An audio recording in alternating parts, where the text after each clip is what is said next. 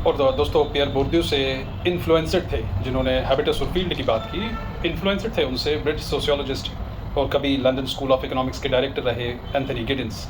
Anthony गिडिंस का आपने सुना होगा, मशहूर है थ्योरी ऑफ स्ट्रक्चरेशन, क्योंकि वो चैलेंज करना चाहते थे जो सोशल स्ट्रक्चर की हम बात करते हैं उसमें प्रिमेसी ऑफ स्ट्रक्चर को। क्योंकि जब भी हम सोशल स्ट्रक्चर पढ़ाते हैं हम कहीं ना कहीं ये एस्टैब्लिश करना चाहते हैं कि जो स्ट्रक्चर है, जैसे ऑगस्ट कॉम्ट ने भी कहा कि it is the dead who govern the living, यानी जो नॉर्म्स लेड आउट हैं, जो सोसाइटी का एक वैल्यू ट्रेडिशनल नॉर्म्स का जो स्ट्रक्चर लेड आउट है, ह्यूमन बीइंग बाद में उसी का गुलाम बन के रह जाता है और अपनी एजेंसी चैनलाइज नहीं कर पाता। तो एंथनी गिडिंस ने थ्योरी ऑफ स्ट्रक्चरेशन इसीलिए दिया। वो ये कह रहे हैं कि दोनों में किसी को प्रेमिसेस नहीं है, बल्कि दोनों एक दूसरे को जन्म देते हैं। कभी कभार स्ट्रक्चर हावी पड़ जाता है इंडिविजुअल एजेंसी पे, और कभी कभार इंडिविजुअल स्ट्रक्चर पे भारी पड़ जाता है और न्यू स्ट्रक्चर्स वजूद में आते हैं। और ये एक एंथनी गिडिंस के हिसाब से अगर थ्योरी ऑफ स्ट्रक्चरेशन को देखा जाए तो एक रिलेशनशिप है between people and the structure, यानी इंडिविजुअल एंड द सोसाइटी। एक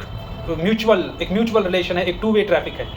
और मेन आइडिया है कि जिस तरह सोसाइटी हमें शेप करती है एज अ स्ट्रक्चर, ठीक उसी तरीके से एज एन इंडिविजुअल हम सोसाइटी को शेप करते हैं। तो दोस्तों की एक ईजिली सिंपलर और एक कॉमन सेंसिकल आसान सी भाषा में मैं समझाने की कोशिश कर रहा हूँ कि किस तरीके से हम थ्योरी ऑफ स्ट्रक्चरेशन को समझें।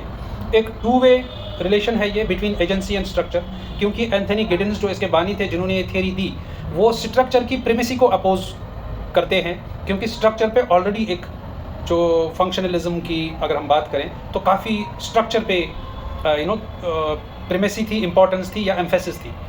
तो वो ये कहना चाहते हैं कि सिर्फ हर बार सोसाइटी हमें कंट्रोल नहीं करती है, हम एज एन इंडिविजुअल या एजेंसी जो है सोसाइटी के सामने वो पपेट नहीं है, बल्कि इंडिविजुअल की भी एजेंसी जो है वो स्ट्रक्चर्स को शेप अप करती है या मोल्ड करती है, इन्फ्लुएंस करती है। और ना हम कम्प्लीटली फ्री हैं स्ट्रक्चर से, ना हम कम्प्लीटली इसके गुलाम हैं। देयरफॉर हम क्या करते हैं एज एन इंडिविजुअल या एजेंसी जिसे हम कहेंगे, जिसकी अपनी चॉइसेस हों, हम क्रिएट और रिक्रिएट करते हैं इस सोसाइटी को हमारी डेली लाइफ के एक्शंस में। अगर हम एग्जांपल्स देखें, जैसे सोशल मीडिया आप देख लीजिए, Instagram is a structure right now, पर ये सोसाइटी ने क्रिएट किया, बट लेकिन लोग इसको अपने तरीके से, इवन मोमेंट्स क्रिएट हुई, me too movement for example, वो एक इंडिविजुअल एजेंसी की मूवमेंट थी जिसने स्ट्रक्चर को बदल के रख दिया और इन्फ्लुएंस किया, एक नया स्ट्रक्चर वजूद में आया।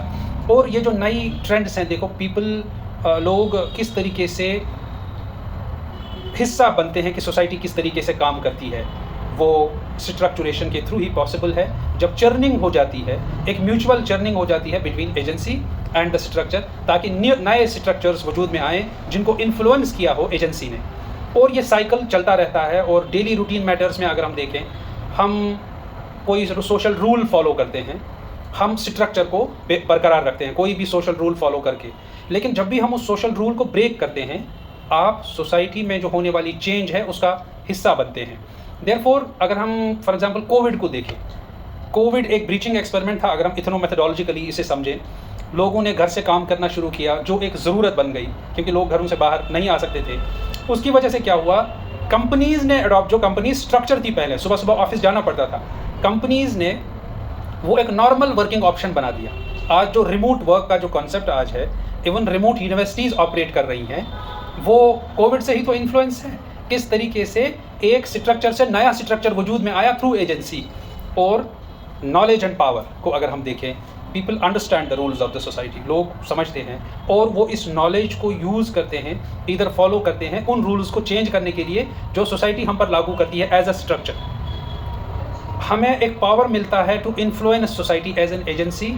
और अगर हम जेंडर रोल्स की फॉर एग्जांपल बात करें, people know traditional gender expectations, agency यानी स्ट्रक्चर की बात कर रहा हूँ, सॉरी। और उसमें से बहुत सारे लोग इन जेंडर्ड रूल्स को, रेगुलेशंस को चैलेंज करते हैं, वो असर्ट करते हैं अपनी एजेंसी, आई मीन आइडेंटिटी, ठीक, अपनी चॉइसेस को असर्ट करते हैं। ओवर अ टाइम क्या हो जाता है, बहुत कुछ बदल जाता है, what society later considers normal. तो एंथनी गिडिंस की नज़र में यही स्ट्रक्चरेशन है। ना स्ट्रक्चर की बालादस्ती है यानी डोमिनेंस है, ना एजेंसी की डोमिनेंस है। ये दोनों एक चर्निंग में काम करती हैं। कभी स्ट्रक्चर हावी पड़ जाता है, कभी एजेंसी भारी पड़ जाती है, और एक दूसरे के साथ ये इस चर्निंग में नए स्ट्रक्चर्स वजूद में आती हैं जिसे एंथनी गिडेंस स्ट्रक्चुरेशन कहता है, यानी जिसमें दोनों में कोई भी डोमिनेंट नहीं है बल्कि स्ट्रक्चर एंड एजेंसी बोथ अपनी जगह प्रिडोमिनेंट है और नए स्ट्रक्चर्स को वजूद में लाती है। एजेंसी से भी स्ट्रक्चर्स वजूद में आते हैं जिसे वो न्यू स्ट्रक्चर्स कहते हैं। Thank you.